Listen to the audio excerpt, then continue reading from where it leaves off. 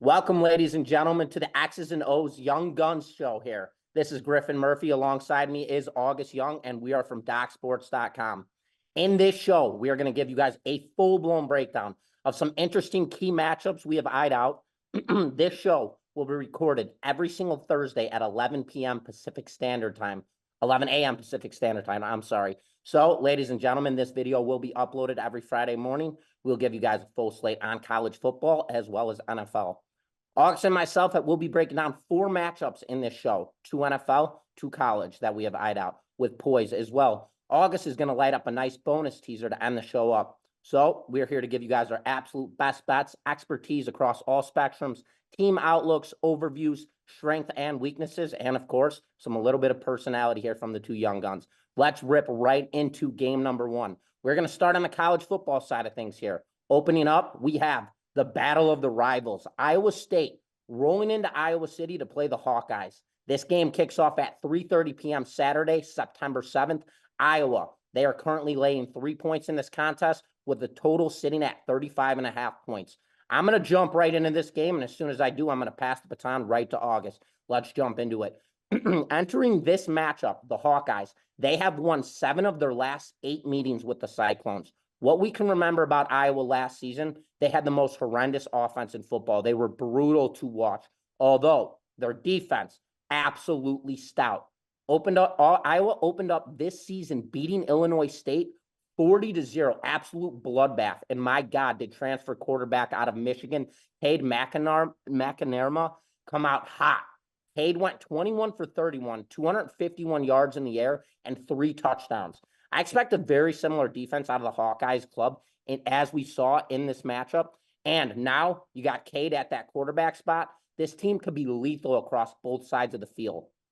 Iowa State does return all 5 starters on the offensive line from last season, but here's the take. They were the second lowest graded offensive line in the Power 5 and the second lowest in the nation. Iowa State did not impress me whatsoever on the offensive side of the ball against North Dakota in their most recent matchup. And the last time these 2 squads faced off, Iowa took that matchup 20-13. I expect a very similar matchup due to the fact that this is a rivalry game.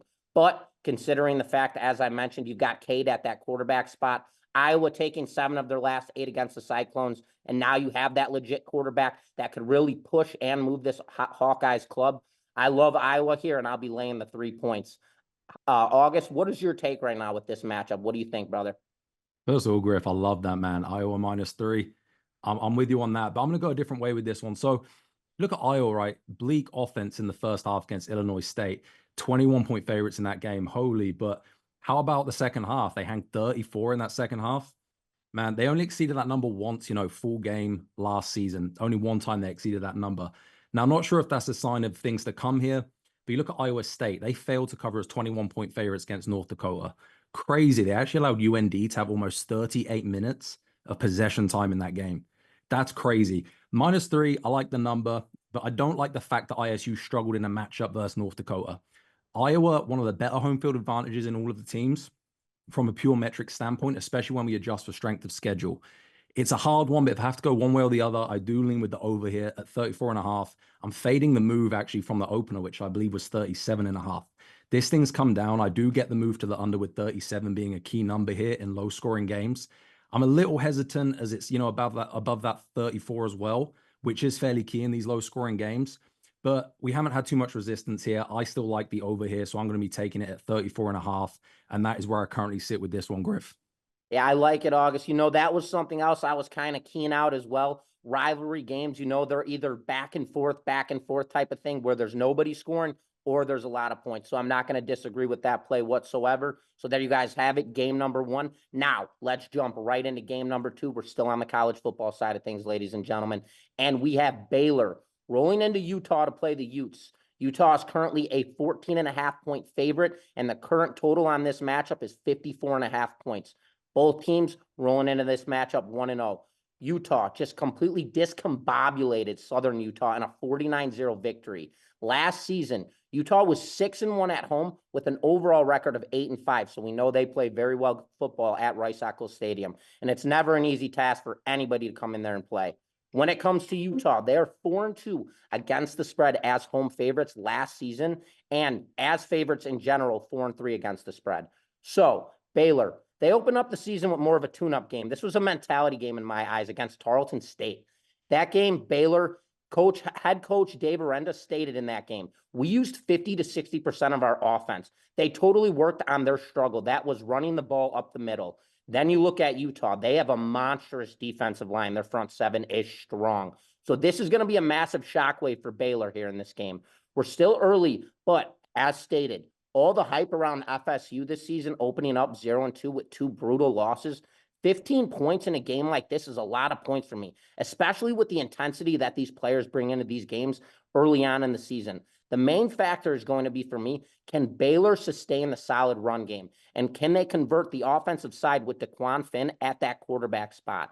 The short game is going to be massive for Baylor here. Can Jackson and Hawkins pull these linebackers outside enough for these quick routes, the quick slants, the quick floats, everything along those lines? The main gate is going to be for Baylor opening up that middle, getting those linebackers out and shoving the ball right up the gut. That is the thing. The plan for Baylor in this matchup is keep the ball out of Cameron Rising's hands for Utah. The way Baylor opened up the season, now getting 15 points in this contest, 14.5, my eyes seeing this being a dragged out game. No deep balls, work the middle, see if they can open up the run game, which opens up a total opportunity for us in this matchup. So against Utah, again, Utah, dominant defense, Baylor, elusive offense. This should be a clock management game in my eyes for both sides with the incentive of a low scoring game. So give me the under here, August, at 54.5 points as my total in this one. How you see this one, brother? Yeah, man. So sort of piggybacking on what you said here, the fact that this one's over 2 touchdowns is really interesting to me. I mean, when you look at percentages of numbers here in college football, right? Landing near 14, we've got 7, 10, and obviously 14 itself. Those all account for more than 50% of all college football margins. So we're over that 2 touchdowns, which is key. This opened at plus 17, has been bet down here. I still feel like there is some value though on the Baylor side. There's still a lot to be known about these 2 teams who both absolutely beat down on their opponents, as you mentioned, in week 1. Obviously, Baylor took care of Tarleton State 45-3. Utah with that shutout of Southern Utah 49-0. But look, in my opinion, Baylor, they're going to be one of the more improved teams this season. We still have a lot to learn from these 2. But remember, this game came down to the wire last season, 20-13, right? Baylor were at home in that spot. The line was 7, though. Should we really have this thing open up at 17 here and still be above a full 2 touchdowns? I'm not so sure. So I still have questions about the Utah defense too, even though we all know they're elite and there was that week 1 shutout. There's still a few leaky things I'm seeing here. Can Baylor test that? Not so sure, but at plus 14.5 right now, better believe I'm okay at playing that number to find out, Griff. Yeah, you know what, August, and we talked about it prior to the show. It is a lot of points. This is Baylor. It's not like we're talking about a team like Tarleton State or South Dakota State. We're talking about Baylor. This is a big school. This is a team who's been in this environment, this atmosphere. This isn't like them flying across the map. So as I talked about with you prior to the show, if I had to lean aside, I'm leaning Baylor as well, man. But let's jump right into the NFL, baby. It is week 1. Let's get jacked up. And we're going to start this game right off on Monday Night Football. This game kicks off at 8 p.m. Eastern time, Monday, September 9th. We've got the New York Jets rolling into San Fran to play the Niners. San Francisco is currently a 4.5-point favorite with the total sitting at 43.5. This is not, let me state, going to be the same 49ers team that we've seen last season. I want to open up with the 49ers. They had perhaps the most elusive defense in all of football last year. Well, now Nick Sorsen takes over at that defensive coordinator position. Before I get into their defense, though, let's talk about Brock Dirty Purdy. Is Purdy going to be the same Brock Purdy we saw last season? Probably not in my eyes.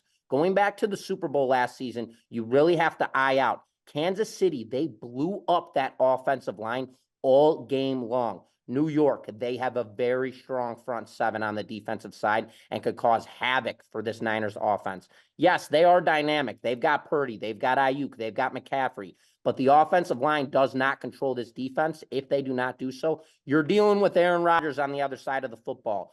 Yet, we have not seen Aaron Rodgers in this Jets uniform complete a full game yet. So what does that put us, and where does that put us in this metric? The Jets, they have a very good run game with Breece Hall across a strong offensive line. This game here is something we don't necessarily want to take action on when it comes to a side. There are too many question marks. How many liabilities are we looking at? Is Aaron Rodgers going to be a well-coordinated quarterback for this team? Probably. But rolling into week one with a brand new team that he's never played with, there's a lot of variables you have to ask yourself there. Then you could ask yourself, San Francisco, we do know they don't have the strongest offensive line. And on top of that, what are we going to expect out of Brock Purdy? Now, the fact that, well, this is a brand new season, they're not in the Super Bowl anymore. We have a total sitting right now at 43.5, which seems like the market way overpriced this matchup. Give me the under here with way too many liabilities across both sides of the field. I think we're going to see a lot of different mechanisms in this game, airing the ball out, short screens, running the ball up the gut. We're going to see a lot of ways that both of these two teams see where they're suited, see where they're fitted out. And there's a lot of mismatches across the field, but at the same time, it also coordinates itself into a clock management game, which opens up that opportunity, August 4, drilling the under 43.5 points in this game. How do you see this one, my man? Yeah, I love the breakdown, man. So you got to love this one, right? Fun. NFL's back. We got Aaron Rodgers returning from injury here against the NFC champs. I mean, super excited. However, let's get to it, man. Rodgers, I love me some Aaron Rodgers, but the dude's 40 years old, right? Yeah. He's coming off injury. I mean, look, this kind of goes into your liking the under. So I'm actually leaning the San Francisco side. The public narrative is that this is the best Jets team that we've seen in years, right? I don't necessarily disagree with that premise. I'm of the opinion, though, always you got to show me first. We've seen it time and time again across all sports where teams with a ton of hype, they fall flat on their faces. We'll see what happens here. Personally, I think the market's too high on the Jets. I don't usually like moving against markets. This opened at 6, is down at 4.5. There's not too much in terms of value being swallowed up with that move from the 5.5 to 4.5. It did drop to 4 and 3.5 at some sharp books. I personally took some of those prices with a little bit of favorite money line on the 49ers. Back at 4.5, it's tricky. If I was looking to play the full game side, if you're watching this, I would probably hold off and see if we get a 4 again. I think that's a solid buy on San Francisco.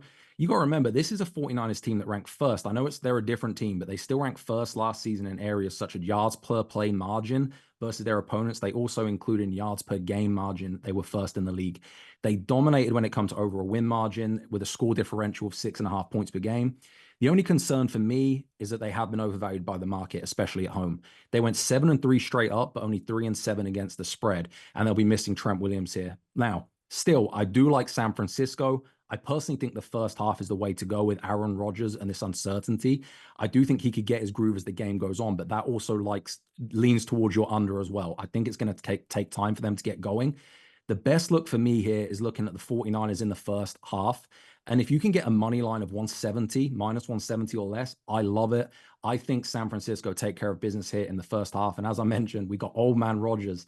He's one of the best to do it. But again, I got to see it first, man. And Griffin, that is where I'm sitting with this one. I love it, August. You know, that was sneaky. And just for everybody that doesn't know, obviously, me and August, we don't know this. None of this is scripted. We don't know who each other has prior to the show. We kind of just roll into it. So we bounce back and forth. We hear each other's analysis breakdowns. And I love that play. Absolutely, man. There's too many liabilities on both sides of the field. And what we do know for sure is this San Francisco offense has played together. So we already know there's going to be charisma there. We know McCaffrey's going to be running the football. We know the ball is going to be aired out. Ayuk just got a beautiful contract. So I love that, especially coming out hot. But ladies and gentlemen, let's jump into our last game. Definitely not least. And then we're going to get into August's bonus teaser. Let's jump right into this matchup. And this is one of my favorite ones of the week. That is not going to be on my premium selections. But if it is on my premium selections, don't be surprised because I do really like this play. Let's jump right into it. We've got Jacksonville rolling into Miami to play the Dolphins. The Dolphins are currently laying 3.5 points in this matchup. We got a total at 49.5. This game will be kicking off Sunday, September 8th at 1 p.m. Now, let's jump right into it. Miami comes into this game with nearly the exact offense they had last season, and we are aware the majority of the time, this is the most explosive offense in all of football. You've got Tua, you've got Tyreek, you've got Waddle, you've got speed on speed on speed. So what we have to ask ourselves is a simple question. Can Jacksonville's secondary handle this receiving core? Jacksonville has 2 new corners this season, and they have a third who they just picked up who will be getting a start. So they have 3 guys that have never played together, all off the free agent list.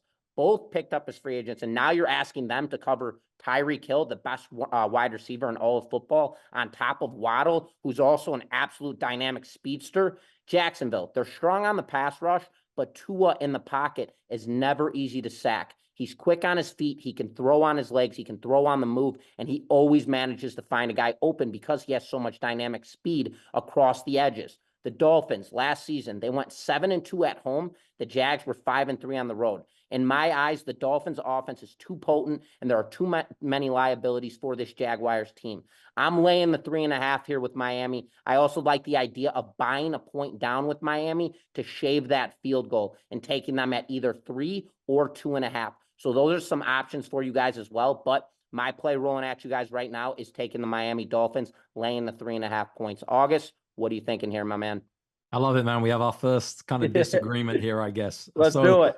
Dude, I like it. So the way that you're talking, I see the angle, I get it, and I think a lot of people see it that way, and I think there's a lot of split here. So my thing on it is this: Miami gets a lot of love in the market due to that explosive offense. You know, they're one of the best in the league. Plenty of highlight plays last season, but how good is this team really? Is my question, including their ceiling, right? They looked awful to end the season last year. Lost 3 straight, both straight up against the spread. They got smoked in their playoff game. They got bounced out there. And a bit of a controversial take here. I have Tua and Trevor Lawrence in my ratings ranked completely even at quarterback. That's going to ruffle some people up the wrong way, but I have them even in my ratings. And I think there's an element of improvement there with Trevor Lawrence more than there is Tua. Now, as pro sports bettors, obviously we try and speculate ahead of the market. I truly believe there is more upside with him this season. Now, this line opened 3.5, mainly sits 3.5 everywhere still, despite clear money and liability here coming in on the Miami side.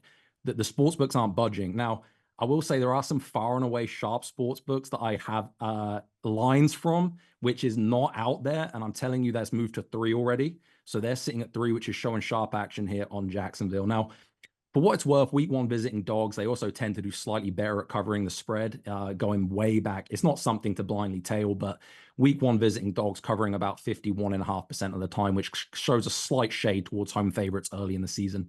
I think we get a lot of scoring here, though, which brings a ton of variance, and that's usually a positive thing when you're looking at getting points. So I see your angle, but I am going to be taking the Jacksonville Jaguars, Griffin. I'm going to take them plus 3.5 here before this thing bounces down to 3. That's where I see it going. Hey, I love it, man. And there's never anything wrong with disagreement. Everybody has their own way of seeing these markets. Everyone has their own way of their angles, their picks. And I don't disagree whatsoever. This is definitely going to be a very hard fought game across both sides. And you have 2 very similar teams. You've got Trevor Lawrence at that quarterback spot. You got Travis Etienne. You have a very good wide receiver core with this Jaguars team. So again, that also opens up that total, with the secondary being a little bit iffy in liability eyes in my circumstance, with the Dolphins 4 going against this Jaguars team. You could see a lot of points being there. I mean, who remembers Miami? They put up 70 points last season against, I don't even know who it was. It was just a complete crazy embarrassment. And the Jacksonville Jaguars, they're more than capable of putting 20, 30 points up on the board against anybody in the NFL. So I love the disagreement, brother. I love it. And you know what? Next week, we're going to chime in and fight about this one and see who gets that W. Yo, I want to jump in real quick on that too, man. Yeah, sure. Another angle, as we've just been speaking about this, I actually think, I don't know what the line is, I'll have to check.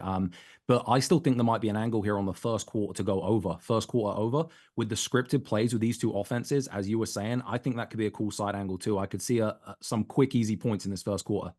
I love that. And that also opens up. So just so everybody knows, we are going to be closing this show up with August's bonus teaser, but rolling into each show, as we mentioned, we record this Thursday at 11 a.m. Pacific Standard Time. This show will be uploaded on Fridays. We will be giving up hot topics of the week, players of the week, players to keep an eye out on, everything along those lines. And we will be continuously throwing in different bets along those lines. So just as August tossed in, you guys, as I'm breaking down a game like that, August finds action on a first quarter play. Always keep your eyes out, and that is why we love having you guys tune in. August, hit him with that bonus teaser, brother. All right, so we're going to do this every week when it comes to bonus teasers, guys. So this is purely mathematical based on finding the correct expected value. There is no narrative to these. This is simply numbers. That's the way these work. If you bet these blindly through the course of the season, you have a very, very high probability of turning a profit. And it's just about teasing through key numbers, especially in low totals. These are situations where it's been proven that sports books don't even allow them at some places. They overjuice it. But I'm going to give you what you want to take here and why. So the Bengals -8. I would tease them down to 2. They're at home versus the Patriots. And we've got the Dallas Cowboys +2.5. I would tease them up to +8.5 on the road at Cleveland. You're maximizing the key numbers going through 3 and 7. Just make sure -120 or less on that 6-point teaser. If you're paying -125 or higher, you're not getting the value there, and you're actually worse than a break-even point. Some books are still doing -115, -110, but 6-point teaser, Bengals down to -2, Cowboys up to +8.5. I love it, brother. I love it. And everybody, just so you know, you guys, we've given out our 4 picks along with that bonus teaser. Going further, there may be some weeks where we have 3 college football, 1 NFL. It may be 4 NFL, 0 college. It's going to differentiate itself every single week. But you guys have our 5 picks rolling into this matchup. You have our intuition, our analysis, our breakdowns, everything calculated risk. You know, this is me and August's first show rolling together, X's and O's, baby. And you guys best believe we will be back next You week. going 4-0? Let's go 4-0, baby. You Let's guys better see. get the brooms out because we are ready to roll. We appreciate every one of you guys for tuning in. I am Griffin Murphy. This is August Young. We are DocSports.com, and we will see you guys next week.